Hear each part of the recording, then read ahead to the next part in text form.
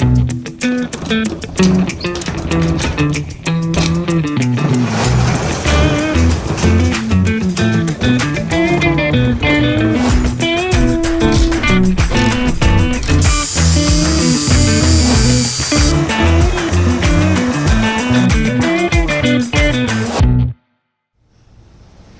and welcome back to another edition of Hworks. I'm your host, James Flinn. Well, today we've got another big project in the yard before we can actually get our grass planted one of these days. And we're going to be doing underground cable burying electrical from our home back there all the way out to the shed back there. Now, there are a lot of rules to go over, both national and local. So before you do anything, check your local codes to make sure that you're doing what you're supposed to do so you don't get into any trouble later. So before you get started, and after you've checked your codes and that you don't need a permit, make sure of that, you want to make sure that you have wherever you're going to dig has been checked out by Miss Dig. Now, I happen to know that there are no cables back here whatsoever, no gas lines or anything, so in our case we didn't have to do that. However, most areas are not the same way, so make sure that you call Miss Dig. Make sure that you have everything labeled where anything is so you don't hit anything, because that gets expensive quick, and if you hit an underground electrical cable, it might kill you. Okay, so for our underground cable burying, we're going to be using 12-3 with a ground, and that's basically two primary conductors, so one would be red, one would be black, with a common and a ground. That's so I can have two electrical circuits going out to the shed. One that's going to be 15 amp for lighting, and one that's going to be 20 amp for my electrical outlets. The type of cable is UF-B for underground with no conduit. Now, that's got to be buried down 2 feet minimum. There are other instances that you can go 12 inches down. I'm kind of on a protective side because we have some pretty deep chill here. In the wintertime, I'd rather have that down as far as I can go, so I'm dropping it down to just below 2 feet down. And that should protect the cable from just about anything. So I've already done some preliminary work on this last night. If you look back over that way, you can see that I've already know where I'm going to run my cable in over there against the wall. That hole was hand dug 2.5 feet down. I've measured on the inside to make sure that I'm not going to hit anything when I drill a hole through the concrete. That's really important. Then back here on the shed, by the way, we rented a ditch witch. It's over 100 feet out here. I'm not hand digging that. At 60 years old, I'm not hand digging that. I'm using power. Back in the shed, we've already checked on the other side of the wall, and we started digging the hole over here for where the ditch witch is going to bring our line in there. Another nice thing to do is to mark where you're going to go so that you're not getting off kilter a little bit. I've got a short run, so I'm not too worried about it.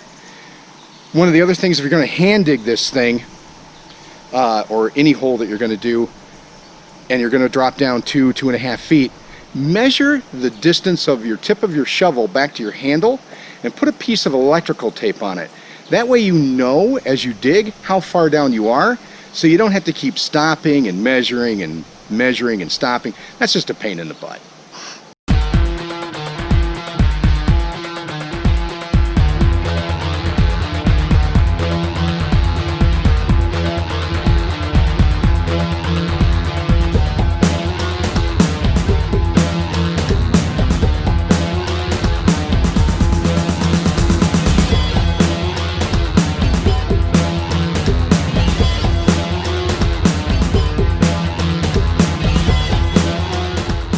Admittedly, that was really hard work, even though we were using a ditch witch. And as you can see, we've got that all done. However, now the hard work begins. We've got to remove all the bigger stone down there. And when you go to bury your cable, you don't want to throw a bunch of stones back in. Remove all the stones from your dirt as you put it back into the ground. Again, we are using UFB cable, which is for underground burial. I'm going down 2 feet, but you don't always have to. You can also go to 12 feet or 6 inches, again, based on local codes. And that is also based on the fact that it's a 120 volt circuit We're going to have a breaker on the inside, and if you have GFI outlets where you're going to be putting in your power. Well, good morning. Day number 2 of the trenching project for the power line out to the shed. And boy, I tell you, I've been working about 3 hours already, and I am beat. We have got some of the worst soil, I think, in all of the nation here in Door County, Wisconsin. It is nothing but rock and clay about every 2-3 inches. And you know, the trencher did a good job, but it could not get through this clay down below. This clay, I've had to literally pick it out in order to get down to about 2 feet. It is that hard. And the rock is insane, the amount of rock that we've pulled out of here. I mean, the trencher pulled up some rocks, but now you got to hand dig it all out, and it is crazy, the amount of rocks. So we're going to continue on with the project. Like I said, we're about halfway done just getting the trench cleared out, and then we'll start putting the line down. So we've got all the rock out of the ground. We're down to 2 feet. We've got our UFB cable in the ground, and we've gone as far as actually getting the power ran into the shed so that that's out of the way. The next real tough one, though, is boring into the block and getting it into the home, and we'll show that in just a little bit. Welcome back. All right, this morning we're going to be going and drilling our hole through the concrete block into the other side, into our basement. Now we've already got our UHB already run up here. This would be it. We also have our LB connector. And our LB has a piece of conduit that's going to go onto it. And once we get our hole bored, it's going to go in through the block like this. At the bottom of our hole, our 2-foot hole, is going to be a 90 sweep for our cable to be able to come through and head back over to the shed. Now, we've already measured where this is going to be. One of the most important things you need to do is measure where your hole is going to go. The last thing you want to do is bore a hole through this and go right into a pipe or an electrical connection on the other side. We're going to be using a diamond carbide core bit and just kind of gently go in at about 1.5 inches at a time and knock it out of the way and just keep going through the block.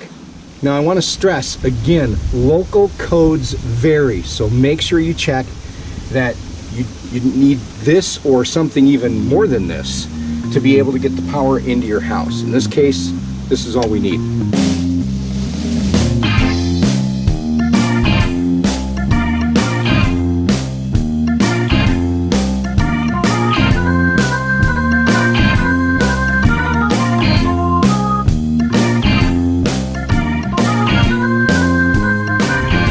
Things I want to go over is when you're using a bit like this.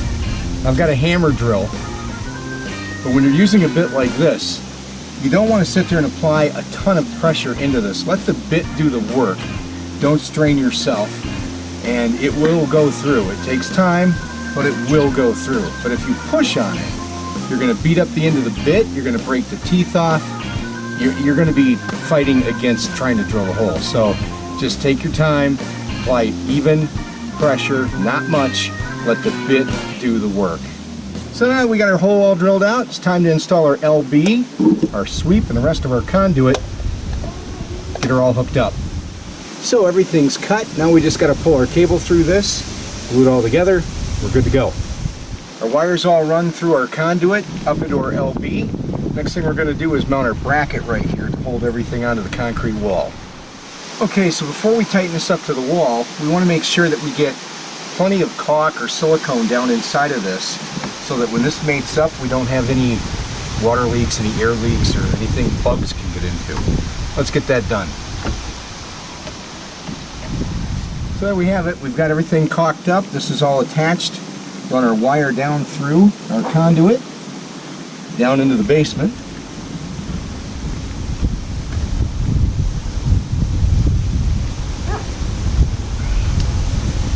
Put our cover on, we'll be all set to go.